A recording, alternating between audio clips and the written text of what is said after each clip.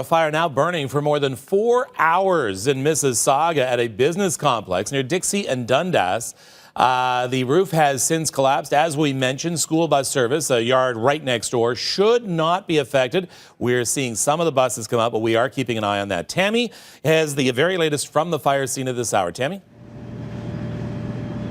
Yes, Kevin, we have an update from Mississauga Fire. They do say the Ontario Fire Marshal's office, they will be attending the scene here. And if you take a look, as soon as you think that they have a handle on the flames themselves, in this east corner of the building here, they keep flaring up once again. As you mentioned, the roof has collapsed, so the firefighters here, more than 60 of them here right now. It's a second alarm response. They are trying to attack it from any angle that they can. We spoke to the acting platoon chief earlier here on BT. The problem is we've had building collapse. We're not able to get crews inside, so we have the walls in the way, the roof's in the way. So we continue to apply water through any openings that we can, but until we can get it shut down and the area is safe, we can't make any progress and get inside. How long can a firefighter be amongst that smoke with the air power? Well, we actually have 1 hour cylinders, so they can be breathing from one cylinder for up to an hour, probably more like 40 minutes.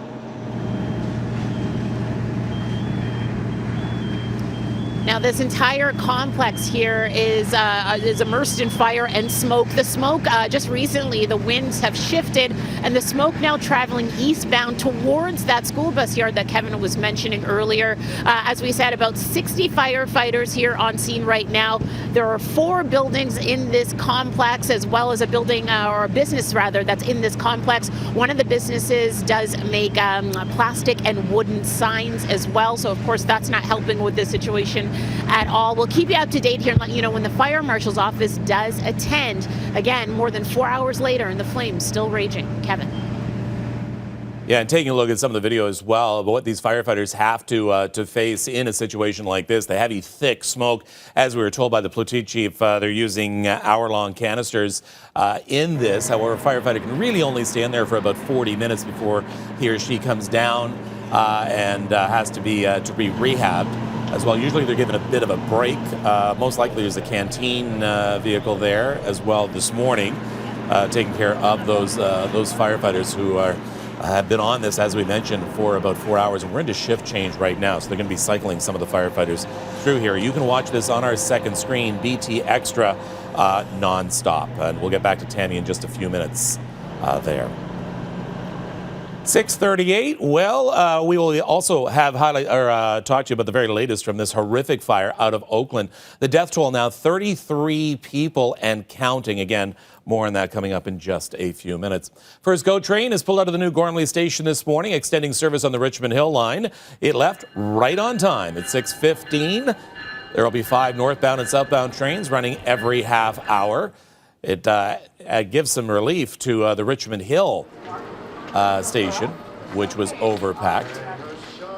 One of the first riders, the local MPP. I am pretty sure that people will be delighted to have this train running from Gormley Station. It's extension of the Richmond Hill line from Major Mackenzie, Newkirk to a little north of Richmond Hill, and there are more than 800 parking spots in this particular station. It's going to be a big relief to Richmond Hill Station on Major Mackenzie in Richmond Hill.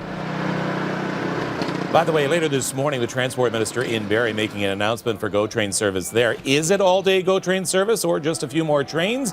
We'll find out coming up a little later on here on Breakfast Television. Now let's get to that tragedy that continues to unfold in California. So far, 33 people have been declared dead, follows a fire at a dance party in Oakland, but that death toll is expected to rise. The building itself was a nightmare. Firefighters are still sifting through the warehouse after the fire that broke out at 11:30 Friday night. At least 100 people were inside for a dance party. Only a small part of the building has actually been searched because of its structural integrity. No sprinklers, no fire alarms. Registered only as a storage warehouse, but it has become a makeshift artist commune. cluttered with wood, rags, other artifacts. The stairs to the second floor were actually wooden pallets.